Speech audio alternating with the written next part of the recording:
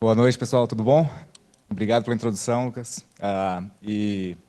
Primeiramente, tem bastante gente, hoje calhou que muitas pessoas do meu time estão aqui, que normalmente a gente é remoto de vários lugares, tem o pessoal da Alemanha, tem o pessoal que está até na Escócia, e a gente acabou se reunindo aqui, então muitas das coisas que eu vou apresentar aqui que nós fizemos no Nubank foi o time que fez, então, primeiramente, acho que agradecer eles pelo trabalho. Hoje o Meetup vai ser muito mais, eu sei que é Data Science e Machine Learning, mas hoje vai ser muito mais de Data só, porque eu trabalho na parte da infraestrutura de dados.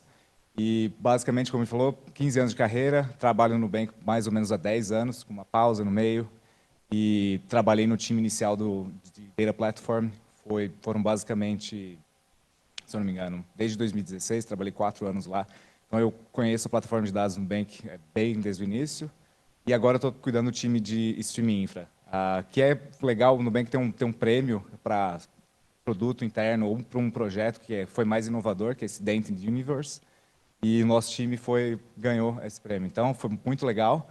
E eu queria contar um pouco mais do como nós fizemos isso, os desafios e quais são as coisas legais que a gente aprendeu nessa jornada.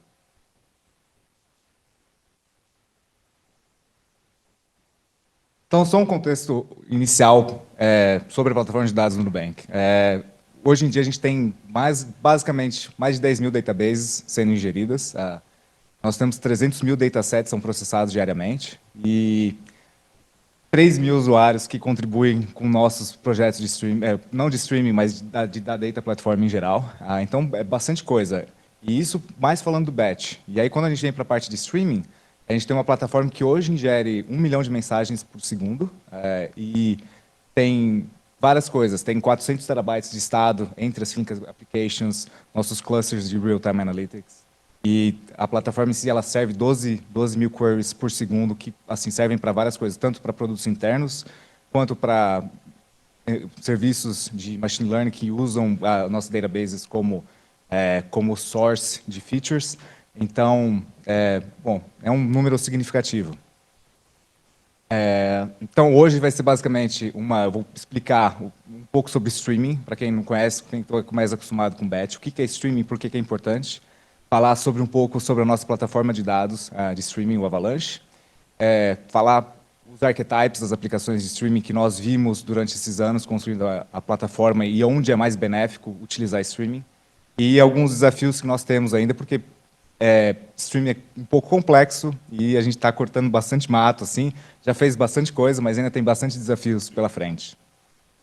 Primeiramente, o que é streaming, né? Qual que é uma analogia legal para streaming, para pensar em streaming? Eu penso em streaming, ou até uma streaming platform, como uma rodovia. Então, a rodovia que conecta diversas cidades. Então, você tem tráfego fluindo, você não sabe quando o tráfego vai parar, porque ele nunca para, mas você sempre sabe que se você precisa de um lugar para o outro, você pode contar com essa rodovia. Então, streaming é muito similar nesse conceito, de trazer de um lugar que dados passam quando você precisa levar dados de um lugar para o outro de uma forma eficiente. Em contraste com batch processing. Batch processing, para mim, é muito mais uma coisa, muito mais se assemelha a um container que leva inúmeros containers de forma extremamente eficiente e barata de um lugar para o outro, mas com uma precisão assim clara. Você sabe exatamente o que tem dentro de um container, eu espero que saiba, né, que tem dentro de um navio, e você consegue saber quando você terminou de processar aquilo, quando você terminou de levar algo de um lugar para o outro. Isso, assim, em termos mais técnicos, basicamente representa essa diferença essencial entre um processamento em streaming e um processamento em batch. No processamento em batch, normalmente nós falamos de bounded datasets. São datasets que têm fim. Eu sei quando aquele dataset completa, eu sei todos os arquivos que fazem parte daquele dataset, daquele dado. Em comparação com dados em streaming, eles não têm fim. Você está processando um fluxo infinito de dados, praticamente como uma highway, né? Uma rodovia, em que você não sabe quando que é o fim, quando que eu consigo falar que um dataset foi completado, ou alguma coisa foi processada. Então, isso muda muito como a gente parou de funcionar. Como nós Oi, oi, oi. Acho que foi o retorno. Esse mic não tá funcionando também, não. Som, teste, som.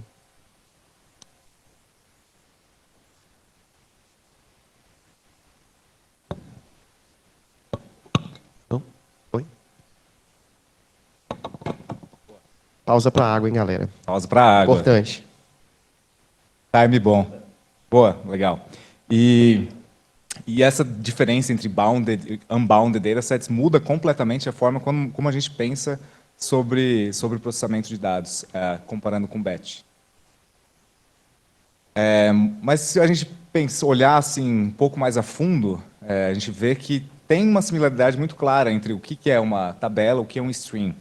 Se a gente olhar nesse diagrama, a gente vê que um stream é basicamente uma lista de fatos. Então, fatos que aconteceram em um determinado tempo. E uma tabela representa o quê? Olhando aqueles fatos concatenados em um momento do tempo. Então, tem essa dualidade entre tabelas e stream. Por isso que muitos autores e assim a literatura comenta que batch é um subset de stream. Então, tudo que você consegue fazer em batch, você consegue fazer em stream. Então, você pode partir do pressuposto que uma aplicação, uma pipeline em stream, consegue fazer o que uma aplicação em batch também consegue. E isso é interessante porque permite fazer várias coisas, que são, assim, de uma maneira ou de outra, existe uma complexidade inerente em streaming, nesse processamento de streaming. Por isso que a gente precisa ser um pouco cuidadoso onde o tempo é investido, porque batch tem toda aquela questão a ideia do container, né, de um cargueiro. Eu sei exatamente quando aquele navio vai de um porto ao outro. Então, eu sei exatamente quais são os arquivos do meu dataset. Então, isso permite fazer várias coisas. Permite você otimizar muito o processamento, para otimizar sorting, otimizar como o shuffle sort acontece numa pipeline. E também permite ter resultados muito precisos, porque uma computação em cima de um dataset batch, executada 2 vezes, normalmente, como ela não tem estado, como o estado não muda, porque eu sei qual é o dataset que eu estou executando contra, ele é muito mais fácil de pensar sobre. Em stream, a gente já tem que usar umas heurísticas um pouco mais diferentes.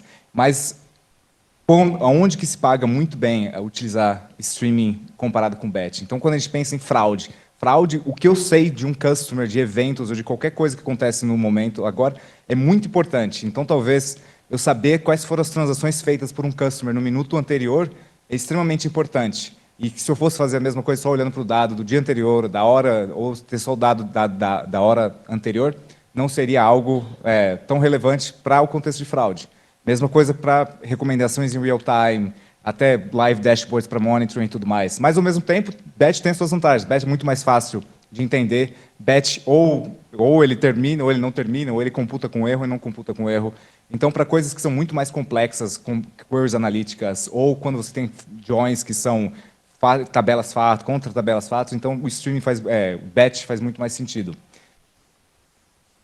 Mas só para dar uma noção dessa complexidade, o que é criar essa aplicação em streaming, eu queria entrar num caso de uso fictício do que é criar uma aplicação, do que é streaming, assim, porque quando a gente quer criar um streaming system, é normalmente para resolver alguma coisa desse tipo. Então, eu tenho esse caso de uso é basicamente, eu quero tomar uma ação, quando o usuário olha uma tela do app do Nubank, eu quero que, se ele olhou essa tela e nos próximos 30 segundos ele tomou alguma ação específica, eu quero mandar uma push notification com outra feature ou alguma coisa para ele.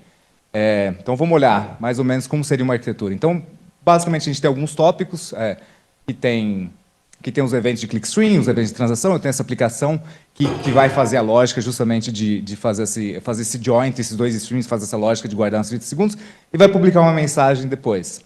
Então, algo que, teoricamente, parece simples inicialmente.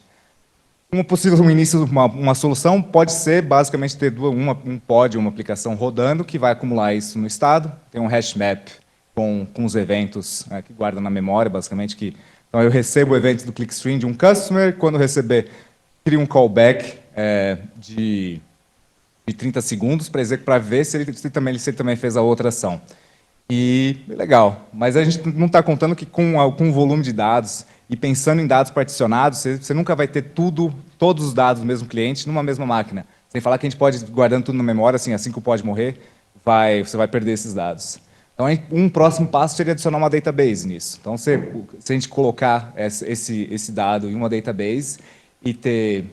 E toda vez que a gente receber um clickstream event daquele customer, a gente esperar uma transação com algum tipo de callback agendado em um scheduler persistente, pode ser um serviço, normalmente é um serviço externo que vai chamar esse serviço no tempo designado, a gente pode talvez resolver esse problema. Mas isso tem algumas outras...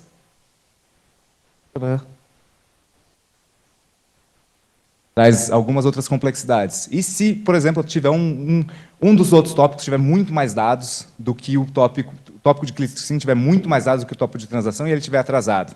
Então, meu tempo de processamento, meu tempo de máquina rodando, ele não é o mesmo tempo de consumo. Então, pode ser que eu demore mais para consumir aquele tópico do que realmente os 30 segundos que eu tinha programado.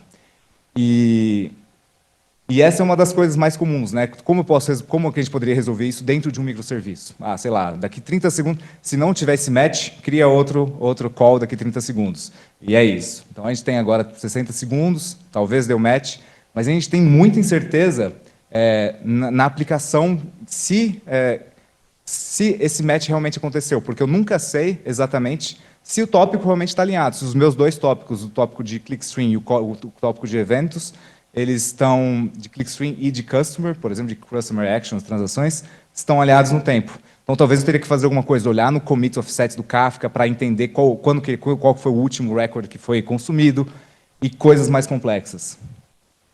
Vamos dizer que a gente conseguiu olhar realmente no Kafka e implementar tudo isso. Ainda tem mais challenges. Então, pode isso dizer que, bom, quem que vai criar um callback? É o lado esquerdo ou o lado direito? Qual que é o lado mais rápido? É o lado de clickstream ou o lado de transações? E se esses sources não estiverem alinhados? Tem algumas coisas que são bem chatinhas na implementação dessa lógica. Mas, assim, vamos dizer que a gente implementou esse microserviço com essa lógica e agora a gente tem, basicamente, algo funcionando que baseado nos eventos, guardados numa database e com esse scheduler externo, eu consigo ver se o customer tomou essa ação dentro dessa janela de 30 segundos. Legal, congrats. Mas aí vem alguém de produto, que sempre acontece, e fala, pô, essa regra dos 30 segundos é muito ruim. Eu acho que a gente precisa colocar mais um evento no meio. Esse mais um evento no meio é um novo tópico. E aí, mais um tópico, como que a gente faz? Essa complexidade só aumenta. Então, essa coisa que a gente tinha, essa ideia de qual dos dois lados que vem primeiro, qual que é o meu scheduler, como que eu vou garantir que as coisas estão alinhadas, acaba ficando muito mais complexo e difícil de implementar, de uma maneira assim manual, no microserviço. E isso pode ser, assim, olhando, isso é um exemplo simples de uma feature só para mandar uma push notification. Mas é o mesmo caso quando a gente começa a pensar em features em real time de um modelo.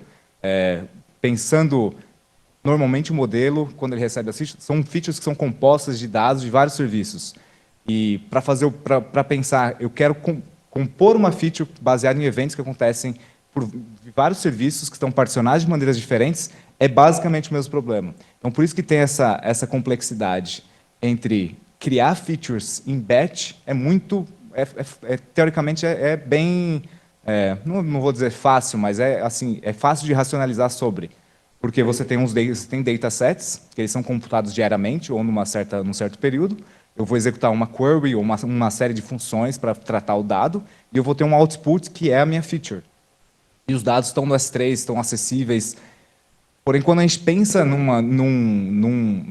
mesmo cenário, em uma feature em real time, então eu fiz um treino de um modelo em batch. Esse modelo depende de vários datasets que são de vários serviços. E aí eu quero ter eu treinei um modelo em batch, eu quero fazer o scoring em tempo real. Eu preciso ter essas features em tempo real. Então, quem que é normalmente o dono dos dados? Provavelmente microserviços ou os serviços publicam essas mensagens no Kafka. E normalmente são vários serviços que são donos. Às vezes, eu quero dados de customer, eu quero dados de transações de cartão de crédito, transações de banco. E cada um desse domínio é composto por um serviço diferente.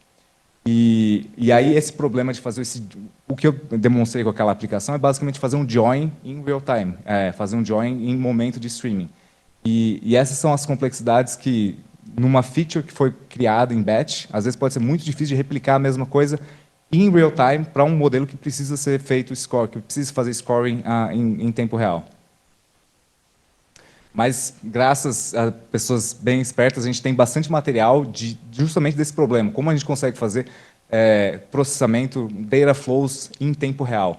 Então, alguns papers bem interessantes são o MillWheel, foi inicialmente um dos primeiros streaming engines do Google. Tem alguns papers também do Data Flow Model, que é um paper muito influente do Akdal, que ele descreve realmente, ele foi uma das primeiras pessoas a formalizar essa ideia dos componentes, dos conceitos de streaming, que eu vou entrar em detalhes agora. E surgiu essa ideia, né, de o que é um streaming system. Um streaming system é justamente uma engine que foi desenhada para lidar com unbounded datasets, e não só com batch. Então, se a gente olhar historicamente, a gente tem o Hadoop, até mesmo o Spark, eles são frameworks que eles foram desenhados com bounded datasets em mente. Então, eu tenho arquivos e eu trabalho em cima desses arquivos. E aí, se a gente olha para essa linha nova, não nova, porque o Flink já tem 10 anos, mas esses frameworks novos, esses frameworks que são pensados streaming first, a gente introduz vários novos conceitos que permitem racionalizar e pensar sobre justamente trabalhar com um modelo mental de ter um dataset infinito, que sempre está atualizando, e que o tempo pode ser diverso entre os datasets, entre os data sources. Então, acho que eu vou entrar agora um pouco nesses conceitos que foram introduzidos, principalmente por esses papers. Só algumas coisas básicas, só para prosseguir com a ideia. Isso aqui, basicamente, é a representação de um job in batch. Então, um job in batch ele tem dados assim, que acontecem no tempo, e o processing time também, então, no eixo verde, você tem o processing time e o event time está no eixo azulzinho, e, basicamente, em batch, ele não se preocupa muito com o tempo, porque o dado está parado, ele está lá, e eu sei quando ele termina, então eu consigo emitir, com certeza, um resultado que é a soma de todos esses dados. E uma das coisas que é mais interessante de entender num processo de streaming é justamente aquela coisa da divergência entre vários streams, né? Então, eu posso ter um click stream e um tópico de transactions. Cada um desses tópicos pode ter inúmeras partições. Cada uma dessas partições, quando consumir uma mensagem dela, vai ter um tempo. E o tempo que é importante para um processamento é o tempo que a gente chama de event time.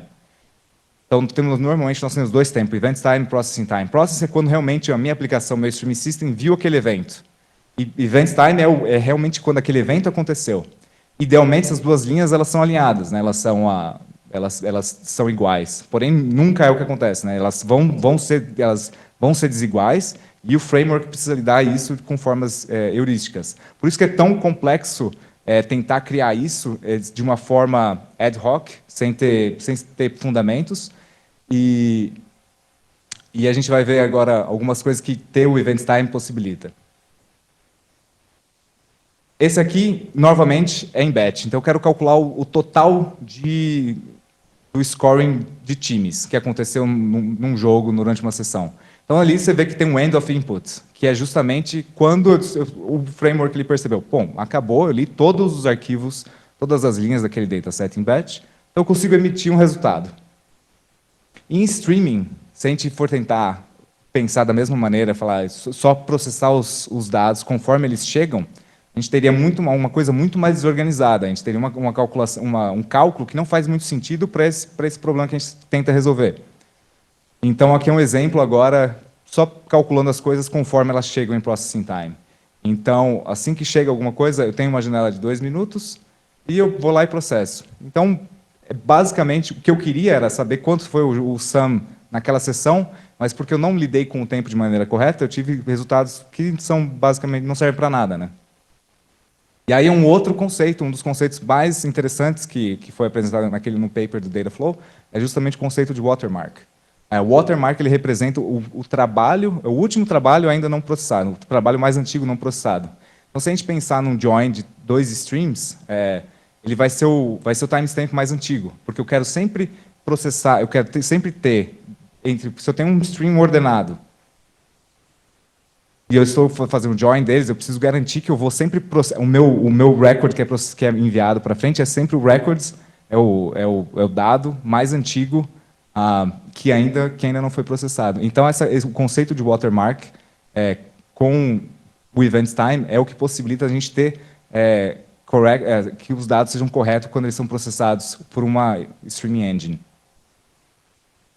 Isso possibilita fazer uma das coisas que o event time, ou até o tempo numa aplicação de streaming é importante definir, é justamente aquele conceito de fim de inputs, né? Quando eu sei que meus dados acabaram. E numa aplicação de streaming a gente faz isso delimitando janelas. Por isso, tem inúmeras janelas, tem vários tipos de janela, mas normalmente de alguma maneira você quer particionar o dado para falar, eu consegui, até esse momento, eu vi todos os dados que eu poderia saber para essa janela específica. Então, por exemplo, uma fixed window de 1 minuto, ela vai produzir, todos os eventos que aconteceram naquele minuto vão em uma janela e eu consigo produzir um output que representa essa atualização.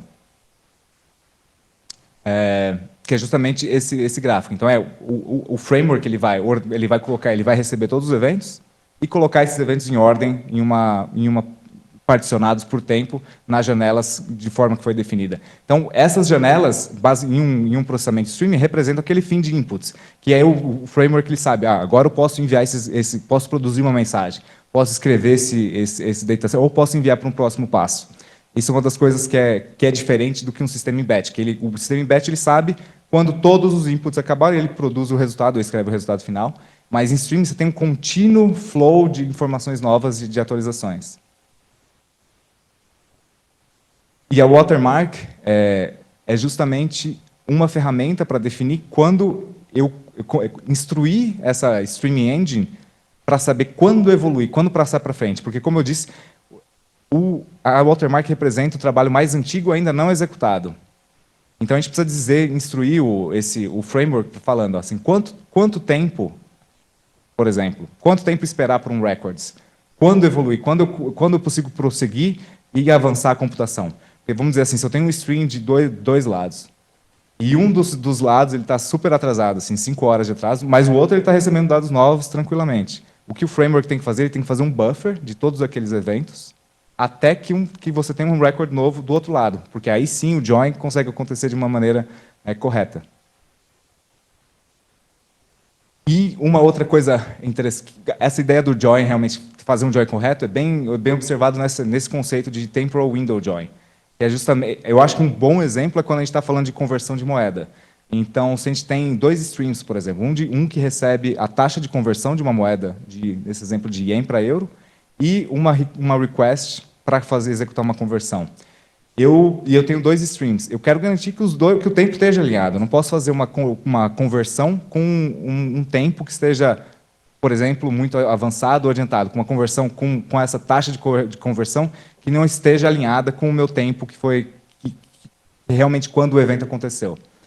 Então, nessa animação, é interessante ver que aí ele mostra também como a watermark evolui.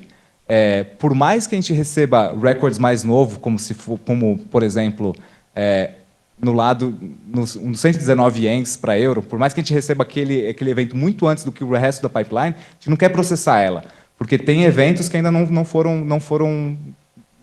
que os dois lados do join não chegaram.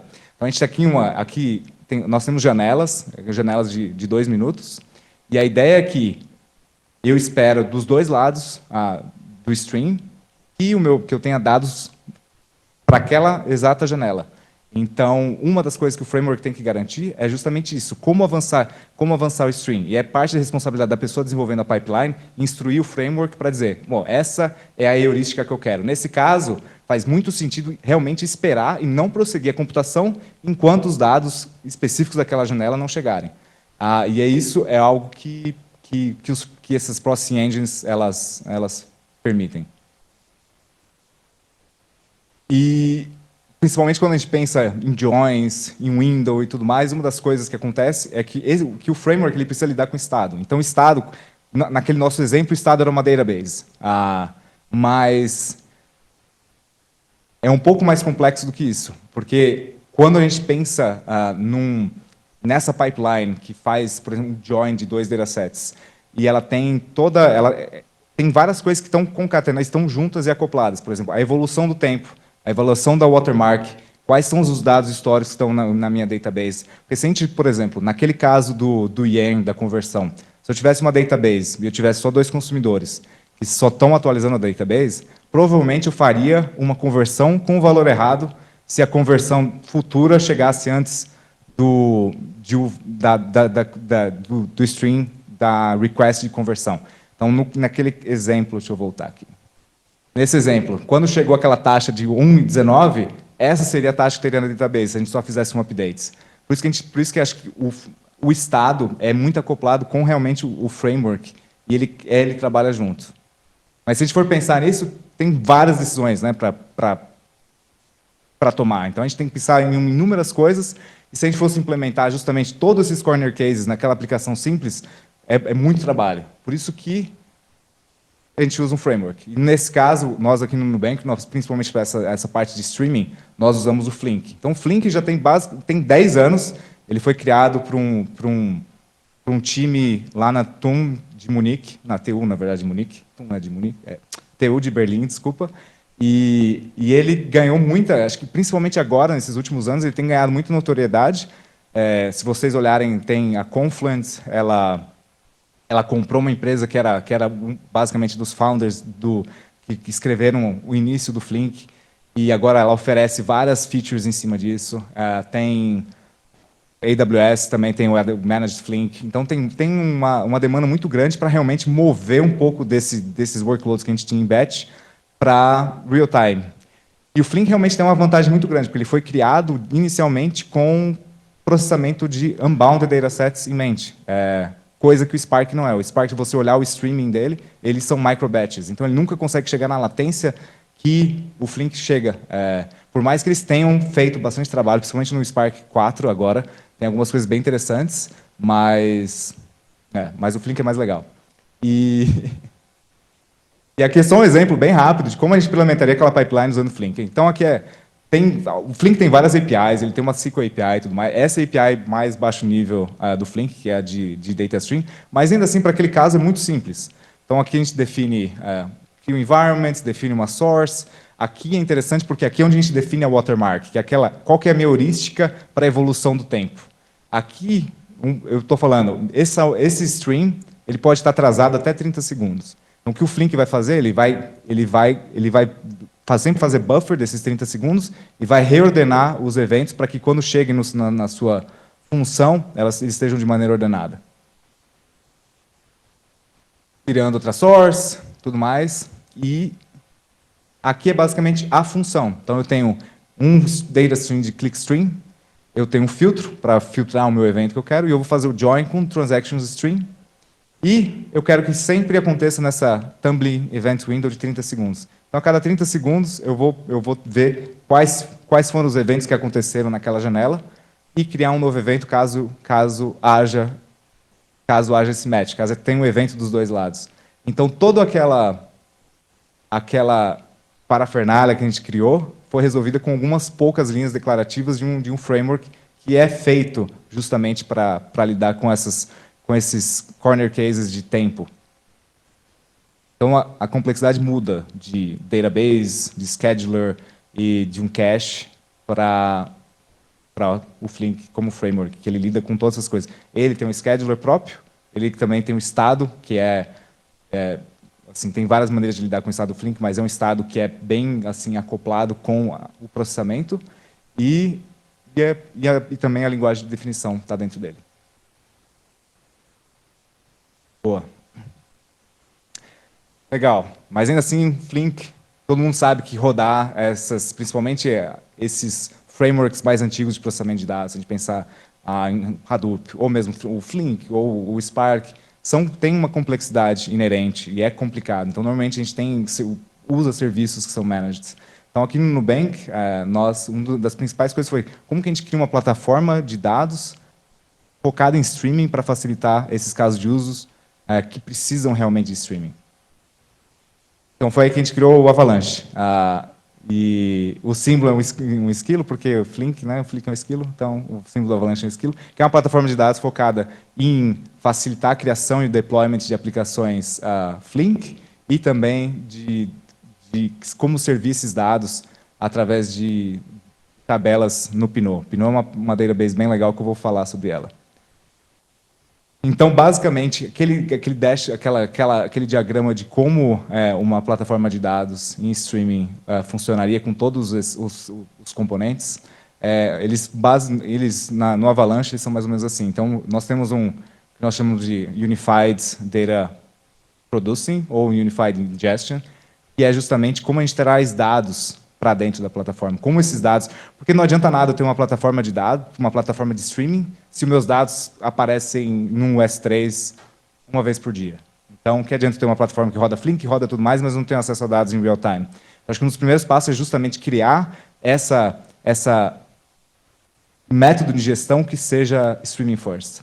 Depois, processamento de dados. Como a gente usa realmente esses dados em real time para criar coisas mais complexas, criar várias pipelines, também isso é feito usando Flink.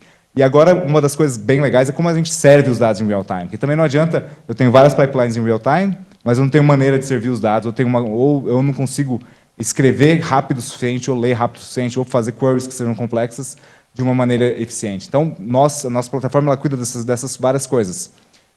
Do storage desses dados, Kafka, a gente cuida do processamento, e a gente cuida de como essas coisas, como a gente serve esses dados em real time. E, beleza. Uma das coisas que eu falei bastante do Flink, mostrei algumas coisas de como o Flink funciona. Acho que um outro pilar que acho que vai ficar bem claro quando a gente entrar nos casos de usos é justamente o Pinot. O Pinot é uma database que ela foi feita no LinkedIn e é uma database focada em real-time OLAP. Então, em vez de ser OLTP, que é feito para transações, OLAP é justamente uma database que consegue fazer ingestão em tempo real, com muita baixa latência, e prover queries complexas, analíticas, em alto throughput. Então, por exemplo, o LinkedIn, sempre que a gente olha o perfil no LinkedIn para ver qual é os números de pessoas que acessou meu LinkedIn, qual foi o job title dessas pessoas, isso é o que a gente chama de real-time analytics, o user-facing real-time analytics. Então, é alguma coisa que os milhões de usuários do LinkedIn, todos eles fazem as queries no Pinot. Isso dá uma leverage muito grande, porque ele tem...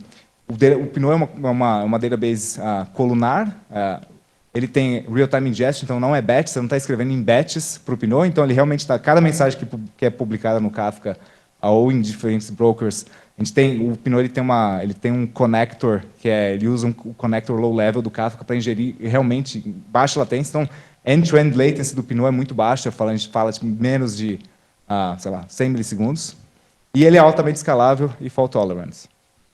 Então, eu falo que é uma das fastest real-time distributed OLAP analytics. Realmente é uma database que consegue servir queries muito complexas com baixa latência e alto throughput. E um diferencial bem legal que a gente tem no Pinot, principalmente no Pinot, que nós usamos, nós temos uma empresa um vendor que faz é um vendor que basicamente opera o Pinot para a gente. Eles têm que é a StarTree. Eles têm algo muito interessante, que é essa coisa do tiered storage. E se a gente pensar, o Pinot ele é uma database que é acoplada. Então, storage e computes, eles estão sempre trabalhando juntos.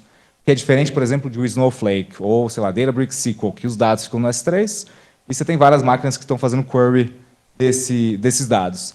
Então, o Trino, esse tipo de decoupled architecture, eles sempre vão ser mais lentos. Você precisa ter os nós, ler, você não conhece exatamente o dado. O Pinot, já, na verdade, ele é tightly coupled. Então, os dados, o Pinot sabe exatamente quais segmentos que tem em cada server, e ele consegue executar a query de uma maneira muito eficiente, porque ele sabe exatamente onde que cada dado está, e ele tem vários mecanismos de caching de CPU para realmente otimizar como os dados são acessados. Mas se a gente pensar nessa arquitetura, tem uma razão por que a gente moveu para Decoupled Architecture, né? Ter os dados no S3 e ter Hadoop, ter toda essa complexidade. Porque é extremamente caro, né? Conforme o seu dado cresce, web scale, fica muito caro ter esse número de servers. E uma coisa do Pinot, que é bem interessante, o Pinot que a StarTree provê, é justamente esse cost to serve, que eles têm o que a gente chama de tiered storage. Então, se a gente basicamente fala, ó, a partir de um dia, os dados vão para cold tier, que basicamente no S3, ainda de uma maneira bem otimizada, mas a query fica exatamente a mesma, só vai ficar mais demorada. Então, aqui são alguns exemplos de decoupled systems, que é o Trino e outras query engines, que é em amarelo, comparado, por exemplo, com o Pinot com tiered storage. Então, ainda assim, ele tem uma eficiência por conhecer muito bem e por fazer todo o trabalho de mover esses dados do server local para o S3, ele ainda tem muita vantagem sobre esses outros sistemas que não têm tanto relacionamento com os dados. Eles basicamente fazem spin de várias máquinas e, enfim, e fazem MapReduce, basicamente.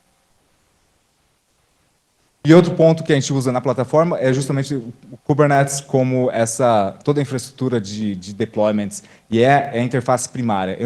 Isso seria uma talk separada, só queria falar de algumas coisas específicas, mas toda a interface é do Kubernetes. Então, criar um Flink deployment, por exemplo, é criar um recurso no Kubernetes, e todo o gerenciamento de todos os recursos na nossa plataforma é feito pela interface do Kubernetes.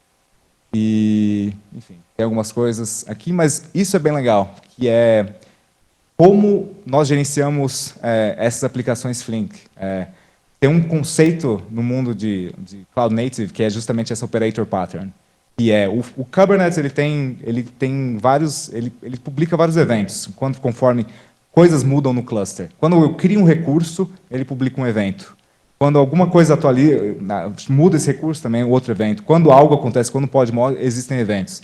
E a gente tem o que a gente chama de reconciler, que a gente consegue estar constantemente reconciliando o estado atual com o estado que é desejado.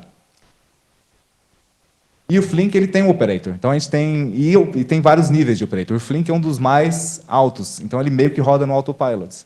E significa, uma das coisas bem legais é que ele tem auto-scaling baseado nas métricas de throughputs que ele tem.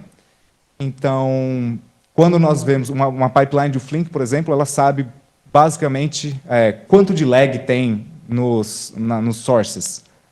E ela consegue fazer auto-scaling. Então ela fala, pô, eu estou recebendo... o meu load atual, eu estou processando 10 mil records por segundo.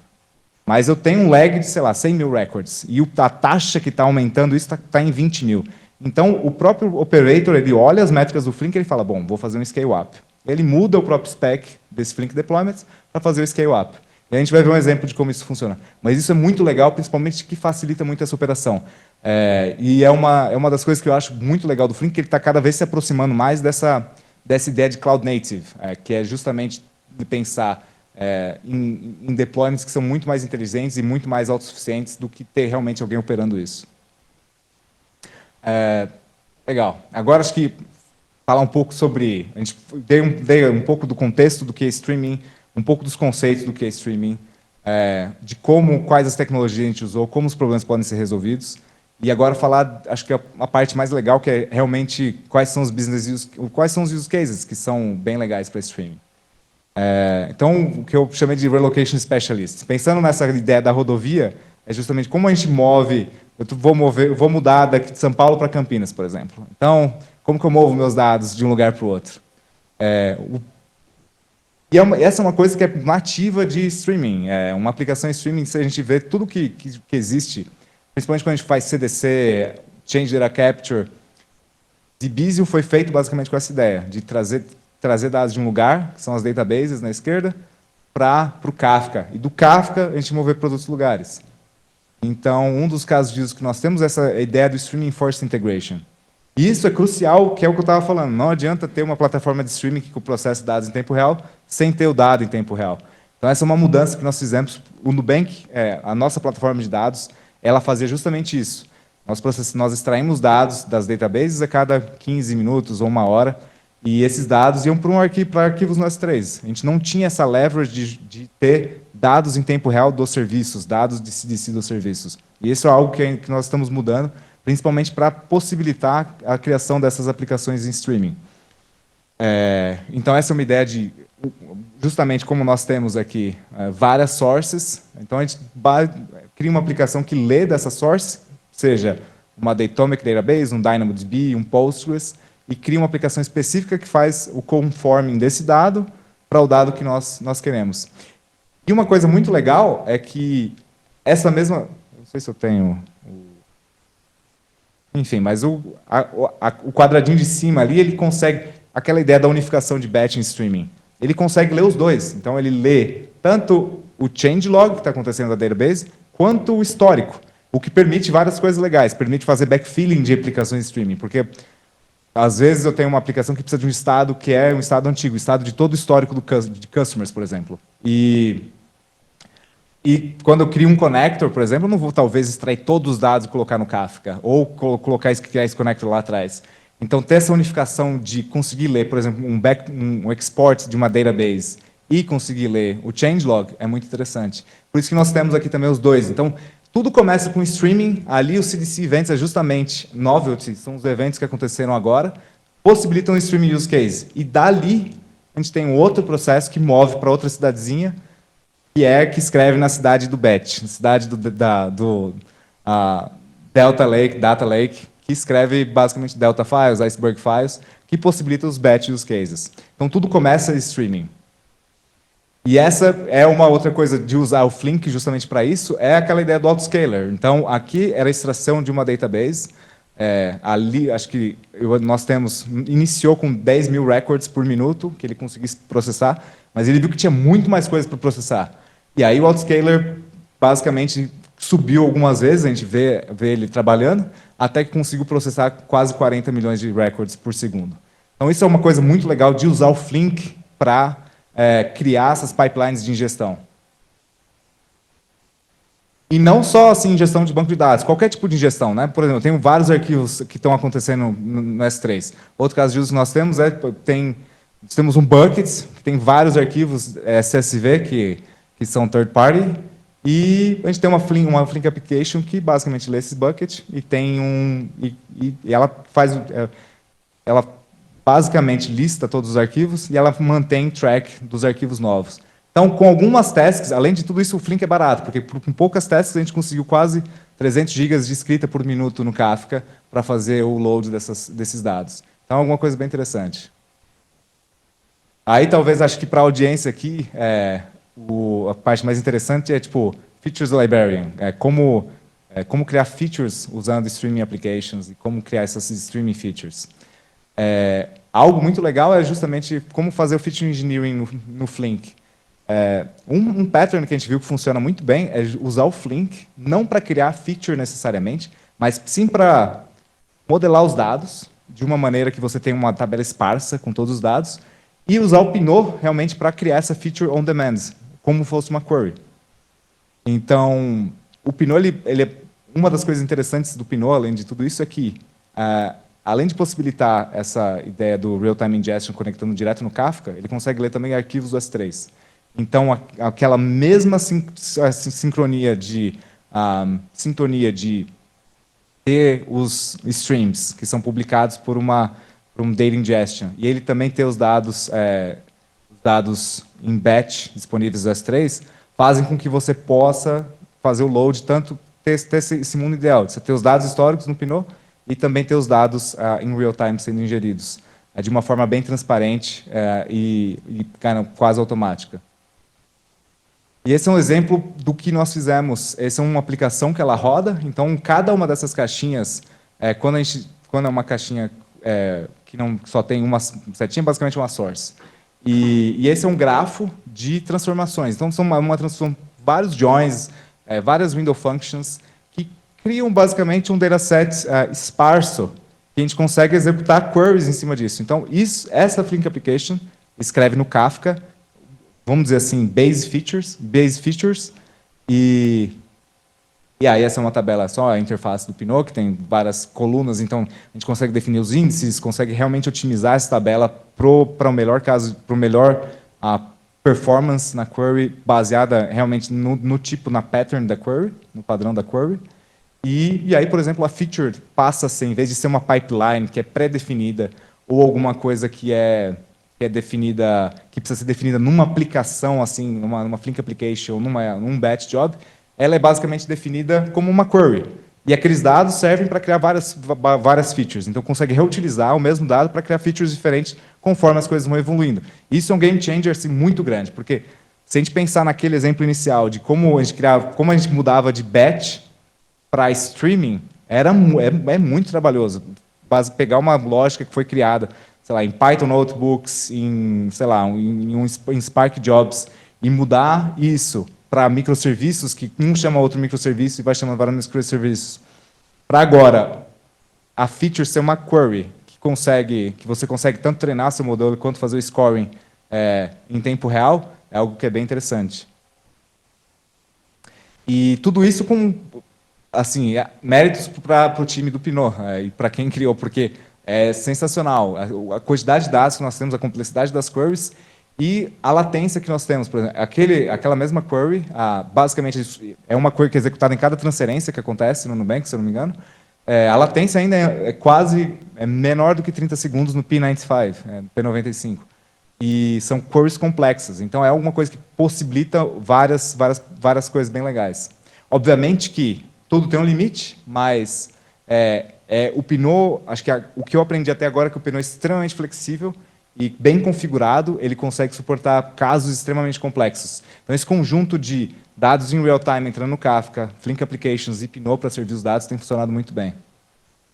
E o outro caso de uso é basicamente extrair performance, né? Eu acho que tanto essa combinação do Flink com o Pinot, ele é muito legal para esses casos que realmente demandam muita performance.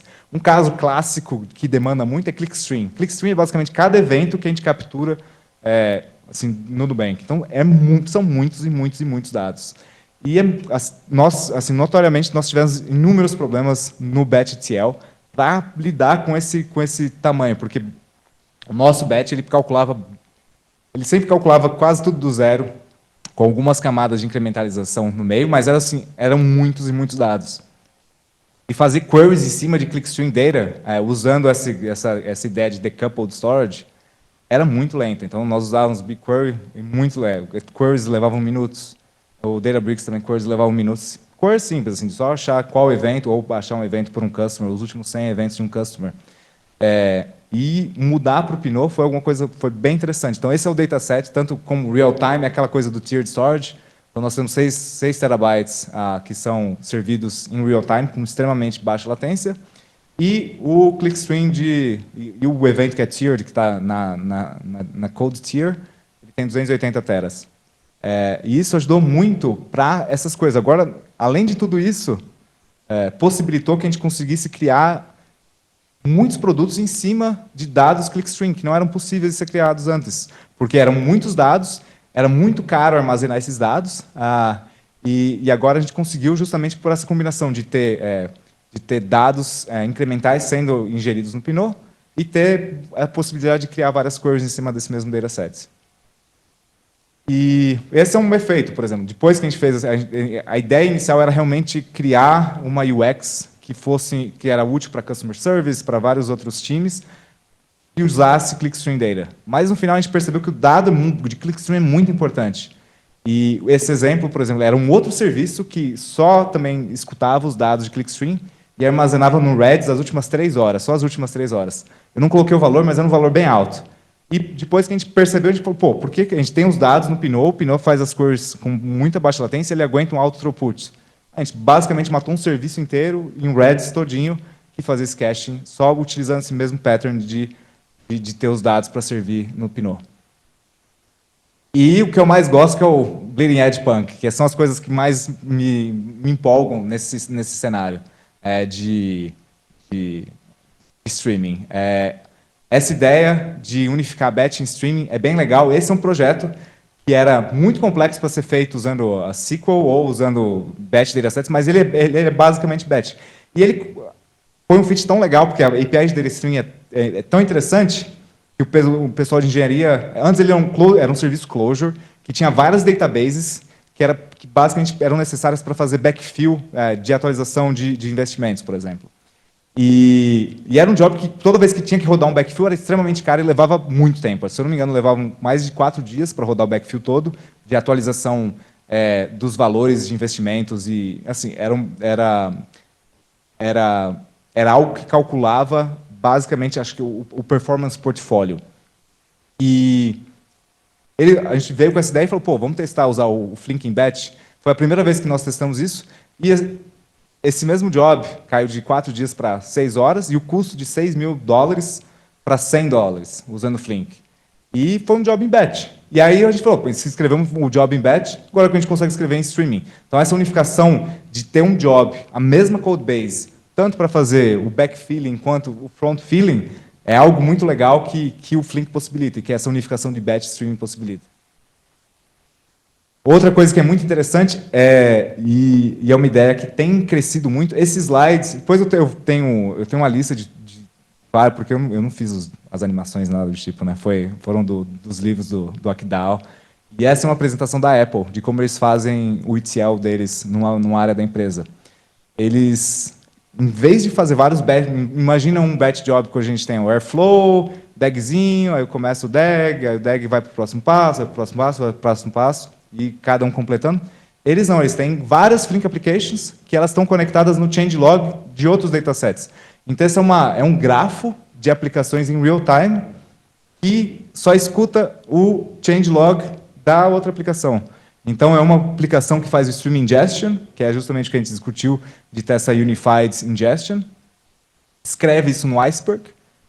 O Iceberg ele tem a funcionalidade de CDC, então você consegue ler o CDC. Então, é uma aplicação Flink que lê o CDC e vai fazendo essa cadeia. Então, tem várias dependências, basicamente, lendo só o changelog e reagindo em real time.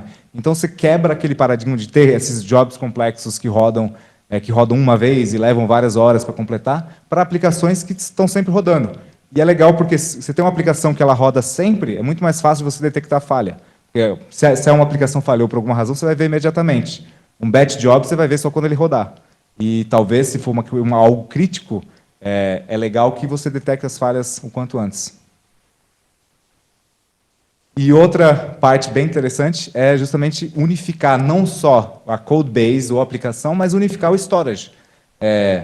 Se tem essa ideia de um stream, de uma tabela, um subset, ou batch, um subset de stream, por que não fazer algo que seja integrado realmente a representação de uma tabela, seja integrado com a representação de um stream? E é justamente o que o pessoal do Alibaba tem feito com um projeto chamado Flux, que é integrar, tem uma layer que eles chamam, que é o broker, que é basicamente, eles têm até o mesmo protocolo que o Kafka, eles suportam, e você escreve os eventos e você define qual que é aquela representação daquele tópico, por exemplo, qual é a representação em tabela daquele tópico, como o particionamento é feito, como, por exemplo, como o dado é particionado e como o changelog é meio que como assim a criação do snapshot é definida. E aí para quem lê, ele não precisa se preocupar em descobrir onde está o path do S3, que existe o meu backfill e tudo mais. O próprio storage ele meio que cuida disso. Então, se você pede a versão tabela, ele vai te retornar a versão tabela. Se você pedir o changelog e os streams, ele vai te retornar a versão dos streams. Então, isso é integrado tanto com o Flink quanto o Spark. Basicamente, o Spark ou as outras engines, elas são integradas direto nessa layer de Lakehouse, que é essa layer da tabela. Então, isso é o que vai mudar muito essa unificação dos dois. Dos dois tipos de processamento, tanto batch quanto streaming. E, obviamente, nem tudo são flores, tem vários desafios que a comunidade está adotando e trabalhando, e a gente também tem os challenges internos, mas se a gente pensar numa aplicação streaming e ela tem estado, aquele join de customer com transferências. Customer, eu tenho um update a cada ano, né? Sei lá, quando muda o endereço, ou nem isso. Mas eu preciso que o cliente esteja... Hora de funcionar de novo.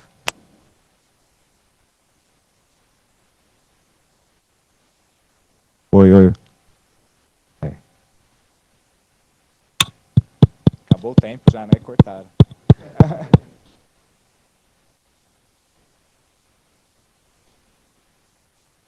Oi. Aí, boa. Então, essas challenges, essa ideia do custom, de fazer o warming up de uma aplicação. Primeira vez que eu vou colocar uma aplicação Flink, fazer o deploy dela. Eu preciso ter todos os customers já no estado para que eu consiga fazer o join, né? Então, isso é algo que, principalmente aquela ideia do Flux vai resolver, mas ainda é in progress. Zero Downtime Deployment. Se você tem alguma coisa que precisa de extrema baixa latência, vamos dizer assim, você não pode ficar 1 minuto sem eventos, ou, vamos dizer extremo, mas você não tolera downtime. O Flink, ele tem um downtime, porque justamente toda aquela ideia de ter o checkpointing, de garantir o estado, de garantir que o estado do estado seja consistente, você precisa ter só uma aplicação rodando. Tem algumas maneiras de contornar isso, mas essencialmente ainda é uma limitação do framework. O Flink SQL, eu não mostrei aqui, mas o Flink você consegue criar materialize views, ou tabelas, ou transformações usando o SQL. Um dos principais problemas do SQL no Flink é que quando ele pega aquele... É que nem o Spark, basicamente. Ele vai ler o seu SQL statement, ele vai criar um plano lógico, depois um plano físico de execução, e o plano é basicamente um data flow, como se fosse definido usando a Data Stream API. Porém, esse plano ele muda conforme o Flink atualiza, porque o plano pode ficar mais otimizado, ou se você altera a query e o estado deixa de ser compatível. Isso também vai ser resolvido muito com essa unificação de storage entre batch e streaming, porque aí você consegue ter sempre um fallback de onde lê o estado anterior. E essa questão de reuso do estado, porque o estado é sempre local para cada operator. E que mais? E aí, challenges gerais da plataforma. Uma é suporte tanto de engenharia quanto não engenharia, porque é um framework novo, são coisas novas, são metodologias de deployment novo, tem terminologia nova, conceitos novos. Então, muito do nosso trabalho é deixar aquilo mais fácil, tentar criar mecanismos para deixar a barreira de entrada muito menor. E para não engenheiros, como a gente consegue fazer Flink SQL funcionar? SQL Queries é alguma coisa que todo mundo entende. Como a gente consegue fazer com que isso funcione bem? E a adoção, como fazer a adoção mais tranquila, como fazer um onboarding de uma aplicação mais tranquila e um onboarding de use case mais tranquilo. E com isso eu encerro e aceito questões.